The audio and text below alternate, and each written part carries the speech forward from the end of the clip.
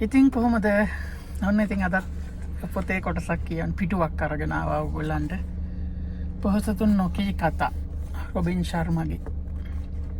මේක සිංහලට පරිවර්තනය කරන්නේ මංගල සෝමලාල් රාසිං ආරච්චි කියලා ලේඛකයෙක්. ඉතින් මේක තමයි 17 වෙනි කොටස. ඔබව රිදවන්නෝ ඔබේ උදව්කරුවෝය. වැදගත් කතාවක් කියන්නේ මේක. මෙම කෘතියේ මෙම පරිච්ඡේදයේ මා ලියන්නේ ගොවිපලේ වූ මගේ කුඩා ලියන කාමරයේ සිටය. මගේ ජනේලය විවර කර තිබේ. ඉන් හමායන සිහිල් සුළං රැලි මා සිත මත් කරවන සුළුයි. ඒ අතරින් බල්ලන් දෙදෙනෙකුගේ බිරුම් හඬ මට ඇසෙනවා. ඒ තරමක් දුරින්. කාක්කන්ගේ දරුණු කෑකැසීමක් ඒ අතරින් ඇසෙනවා. මේ සියල්ල මැද මම උණුසුම් කෝපි කෝප්පයක් සමග සුහද පිළිසඳරක යෙදී සිටිමි. හරි. දැන් අපි කතා කරන්න යන්නේ ඔබේ හදවත රිදවන අය ගැනයි. සමහර මිනිස්සු ඔබේ ජීවිතය සමග සෙල්ලම් කරනවා. ඔබේ හදවත කොනිටනවා.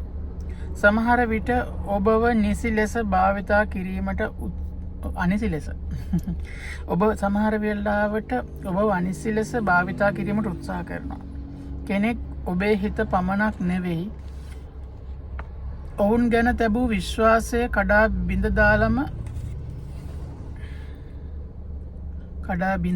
දාලම කෙනෙක් ඔබේ හොඳ හිතින් ගත යුතු ප්‍රයෝජන අරගෙන තව එකෙක් යන තැන ඔබව විවේචනය කරනවා. ඔබේ වැරදි ලෝකයට පවසනවා. මේ සමගම ඔබේ හිතට සමාජය ගැන විවිධ කලකිරීම් පැන නගින්න පුළුවන්. අපි හැමෝටම ඉතින් ඔය අත්දැකීම තියෙනව නේද? ඒක නිසා මේක ගොඩක් දැනේ කියලා මං හිතනවා. ඒත් සත්‍ය වශයෙන්ම ඔබ රිදවන්නන් ගැන අනුකම්පා කළ යුතුයි. ඔබව ශක්තිමත් කිරීම උදෙසා ඔවුන්ගෙන් වන මෙහෙය අපමණය. ලෝකයේ අති සාර්ථක වූ හැම මිනිසෙකුටම රිදවන්නන් විශාල ප්‍රමාණයක් හිඳ තිබෙනවා. ඒත් ඔවුන් තම රිදවන්නන් නිසා පසුබෑවේ නැහැ. තවත් ශක්තිමත් වුණා. තවත් ඉදිරියට ගියා. තැලෙන්න යකඩ පන්නරේ ලබනවා. සඳුන් ගසක් සුවඳවත් වන්නේ තැලෙන්න. මිනිසුනුත් එහෙමයි. ලෝකයේ කිසිවකු හැමදාම හොඳ ඇහුවේ නෑ. ඒ නිසා අන් විවේචන රිදවීම් ඉදිරියේ බිහිරි ගෙම්බකු මෙන් අනුන්ගේ වචන වලින් සැලෙන්න එපා. බිහිරි ගෙම්බෙක් වගේ ඉන්නලු. නිලේ ඩොනල්ඩ් කියලා කතුවරෙක් ගැන කියනවා. නිලේ ඩොනල්ඩ් ළමා කෙටි කතා රචනා කළා. ඒ මගේ ජීවිතයට විශාල මෙහෙයක් කළ පොතක්. පොතේ නම The Little Soul and the Sun. Sinhala තේරුම කුඩා ආත්මය සහ ඉර. මේ කෙටි කතාව මගින් කියන්නේ මිනිසුන් වීමට පෙර එකිනෙකාට හමු ආත්ම දෙකක් ගැන. මේ කෙටි කතාව මගින් කියන්නේ මිනිසුන් වීමට පෙර එකිනෙකාට හමු ආත්ම දෙකක් ගැන. මේ යථාර්ථවාදී සීමාවෙන් ඔබට ගිය කතාවක් කියලා ඔබට හිතෙන්න පුළුවන්. ඒක ඇත්ත. ඒත් මේ කතාව මගින් සිදු කරන වෙනස හරි අපූරුයි.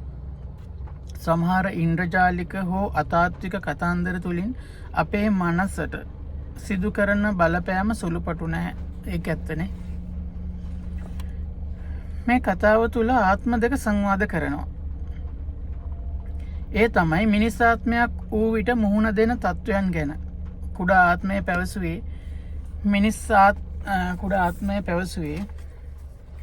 මිනිස් ආත්මයක් ලැබූ පසු බලගත් බව ප්‍රඥාව විශිෂ්ටත්වය උපරිමයෙන් ළඟා කර ගැනීමට අවශ්‍ය බවයි. ඉතින් අනෙක් ආත්මය කුඩා ආත්මයට පැවසුවේ තමන්ද මිනිස් ආත්මයක් ලැබූ පසු මුළු ජීවිත කාලයම කුඩා ආත්මයට නරකක් කරමින් උදව් කරන බවයි.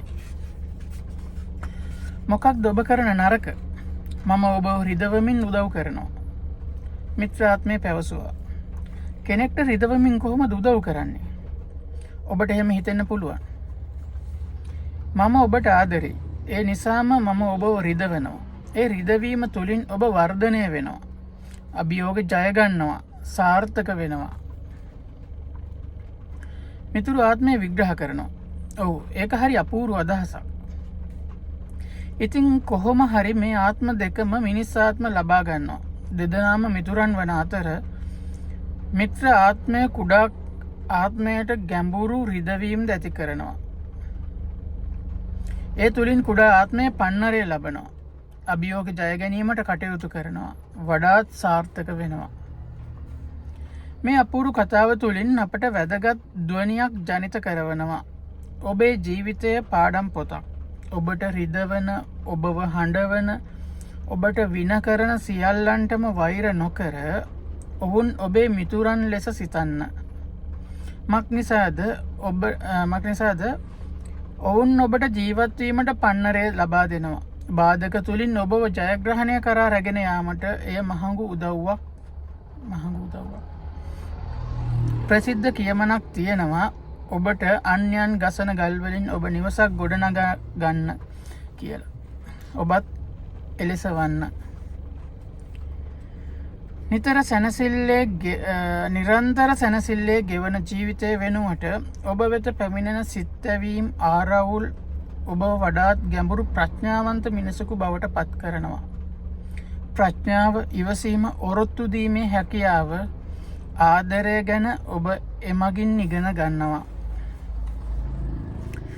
එතනින් ඒ කොටස ඉවරයි. ඉතින් මම හිතන මේ අත්දැකීම අපි හැමෝටම අඩු වැඩි වශයෙන් තියෙනවා. නැති කෙනෙක් නැති තරම්. ඉතින් මේක හරිම හදවතටම දැනෙන කතාවක් නේද? ඔගොල්ලොත් එහෙම නේද? ගොඩක් කට්ටිය නේද පොඩ්ඩක් කඩා වැටලා හිටියට මොන හරි එක එක්කෙනාගේ වෙන ප්‍රශ්න නිසා. නමුත් මේ ප්‍රශ්න නිසාම ජීවිතේ දැනටත් සෑහෙන ඉස්සරහට ඇවිල්ලා තියෙන සමහරට මේ ප්‍රශ්න නිසාම නේද? ඉතින් මම මගේ අදහස් වැඩි කියන්න යන්නේ.